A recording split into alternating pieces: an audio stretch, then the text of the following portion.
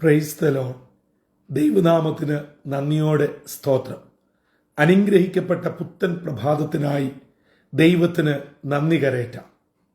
2025 3 മാസം നമ്മെ വിട്ട് കടന്നു പോകുകയും 4-ാം മാസമായ ഏപ്രിൽ മാസം 1-ാം തീയതി ചൊവ്വാഴ്ച അതിരാവിലെ ജീവജല വാഗ്ദത്ത വചനമായി ആരോഗ്യത്തോടെ ബലത്തോടെ ദൈവകൃപയോടെ കൂടി വരുവാൻ സർവശക്തനായ ദൈവം നമുക്ക് അനുവദിച്ച ഈ മഹൽ ഭാഗ്യത്തിന് നന്ദി കരേറ്റിക്കൊണ്ട് ഇന്നത്തെ വാഗ്ദത്ത വചനത്തിനായി ഒരുങ്ങാം.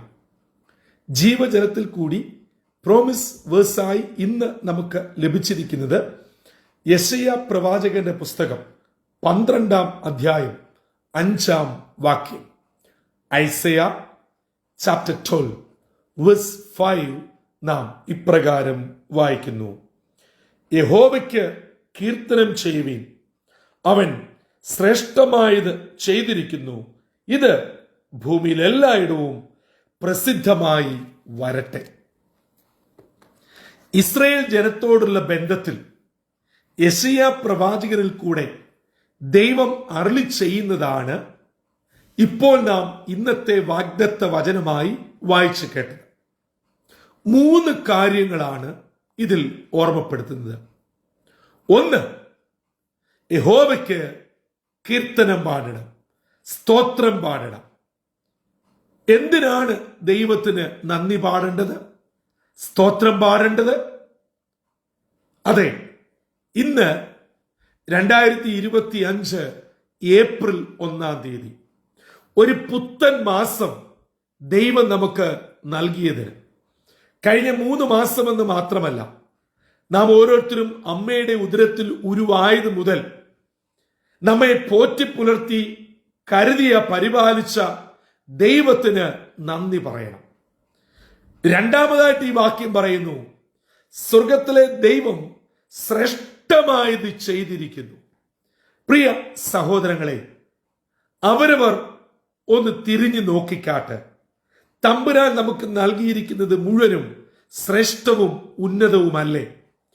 അർഹിക്കാത്ത സ്ഥാനങ്ങളിൽ ദൈവം നമ്മെ കൊണ്ടെത്തിച്ചു.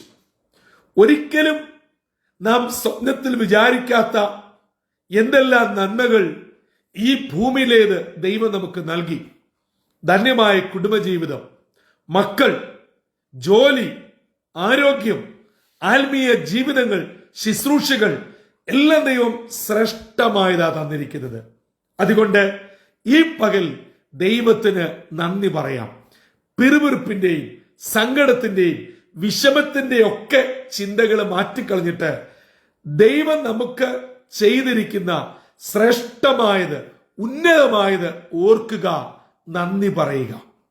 പ്രിയമുള്ളവരെ, നമുക്ക് ചുറ്റും വേദനയുടെയും സങ്കടത്തിന്റെയും കരുതലിന്റെ അനുഭവങ്ങൾ കടന്നു പോകുന്നുണ്ട്. അവരെക്കാളൊന്നും ഒരു വിധത്തിലും ഒരു മേഖലയിലും യോഗ്യതയോ വിശേഷമുള്ളവരോ വിശുദ്ധ ജീവിതം ഉണ്ടായിട്ടോ അല്ല ദൈവം നമ്മെ പരിപാലിക്കുന്നത്. ദൈവത്തിന്റെ ദയ, കൃപ ഒന്ന് മാത്രമാണ്.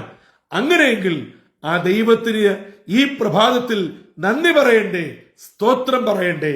3-ാമത് ആ വാക്യം പറയുകയാണ്, ഇത് എല്ലാ ഇടങ്ങളിലും ഉയർന്നു വരണം, പരക്കണം. എങ്ങനെയാണ് ഉയരുക? നമ്മിൽ കൂടെ മറ്റുള്ളവരോട് ദൈവം ചെയ്ത നന്മയെക്കുറിച്ച് സാക്ഷിക്കണം. വിശുദ്ധ വേദപുസ്തകം നാം പഠിക്കുമ്പോൾ അനുഗ്രഹം പ്രാപിച്ചവർ എല്ലാവരും സാക്ഷ്യപ്പെടുത്തുക തന്നെ ചെയ്തു. അതെ, 10 കുഷ്ഠരോഗികളിൽ 9 പേർ നന്ദി പറയുവാൻ മടങ്ങി വന്നില്ല എങ്കിലും ഒരാൾ, ഒരു ശമര്യക്കാരൻ യേശുവിന്റെ അടുക്കൽ നന്ദി പറയുവാൻ മടങ്ങി വന്നു. അപ്പോൾ നമ്മുടെ ചുറ്റുപാടുള്ളവർ എന്ത് ചെയ്യുന്നു, എന്ത് ചെയ്യുന്നില്ല എന്നുള്ളതല്ല നമ്മുടെ വിഷയം.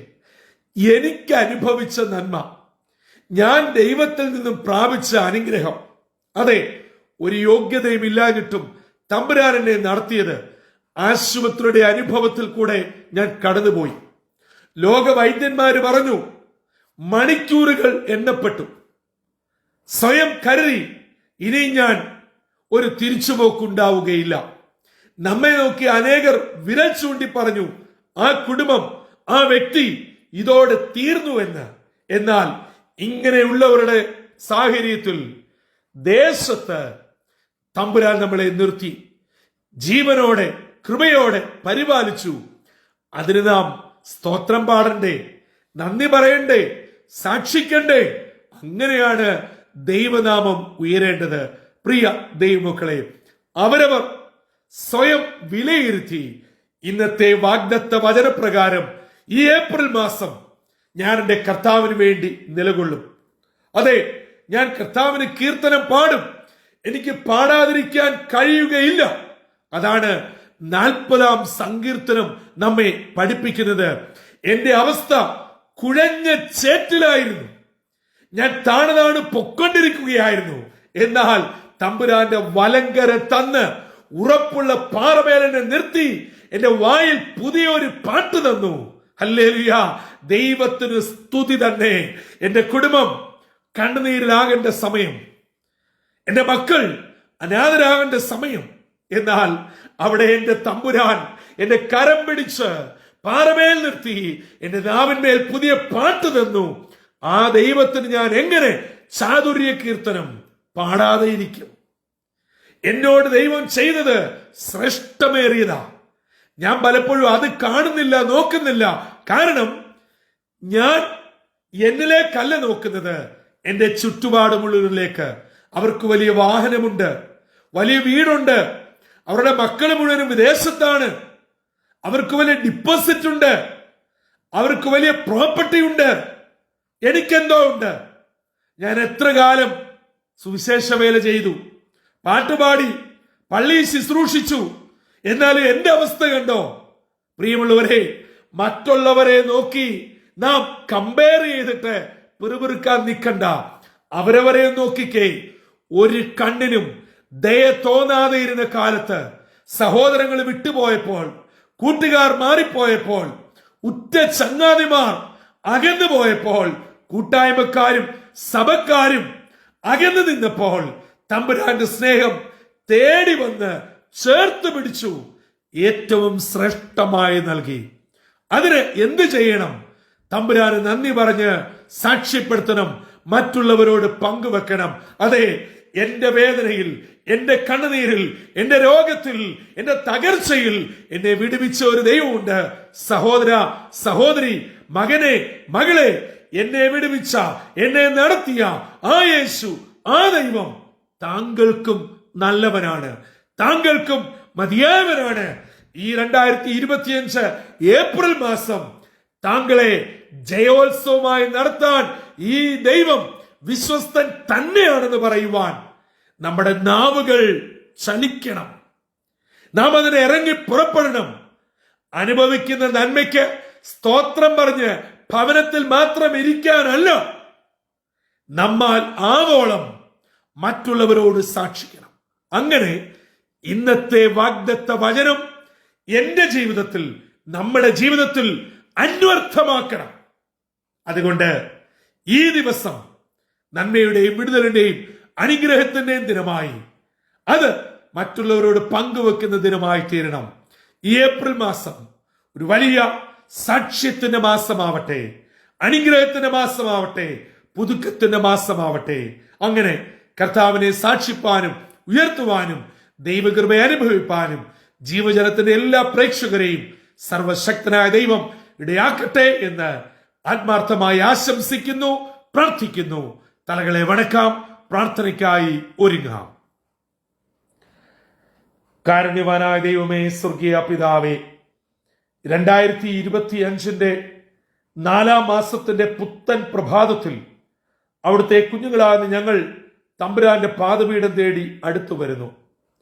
യെശയ്യാവിൽ കൂടെ ഇന്ന് ഞങ്ങളെ കേൾപ്പിച്ച ദൈവവചനത്തിനായി സ്തോത്രം.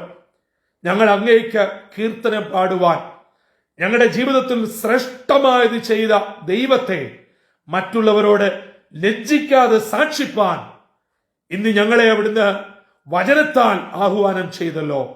ആ വചനം അതുപോലെ ഏറ്റെടുക്കുവാൻ, ഞങ്ങളുടെ ജീവിതത്തിലത് പരിപൂർണമായി പ്രാവർത്തിക പദത്തിലെത്തിക്കുവാൻ അപ്പൻ സഹായിക്കണമേ. ദൈവജനം കേട്ട എല്ലാ നിന്റെ മക്കളെയും അനുഗ്രഹിക്കണം. ഏപ്രിൽ മാസം അനുഗ്രഹത്തിന്റെ, നന്മയുടെ, വിടുതലിന്റെ, സാക്ഷ്യത്തിന്റെ ദിനരാത്രങ്ങളാക്കി തീർക്കണമേ. ദൈവകൃപകൾ കൊണ്ട് ഞങ്ങളെ പൊതിയണമേ. യേശുവിൻ നാമത്തിൽ അപേക്ഷിക്കുന്നു. കൃപയോടെ കേൾക്കുമാറാകണമേ. ആമീൻ, ആമീൻ, ആമീൻ.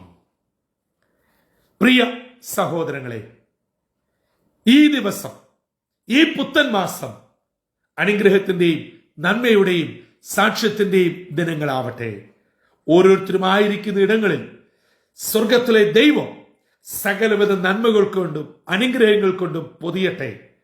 അതെ, പരീക്ഷ എഴുതിക്കൊണ്ടിരിക്കുന്ന നമ്മുടെ കുഞ്ഞുങ്ങളെ തമ്പുരാൻ മാനിക്കട്ടെ.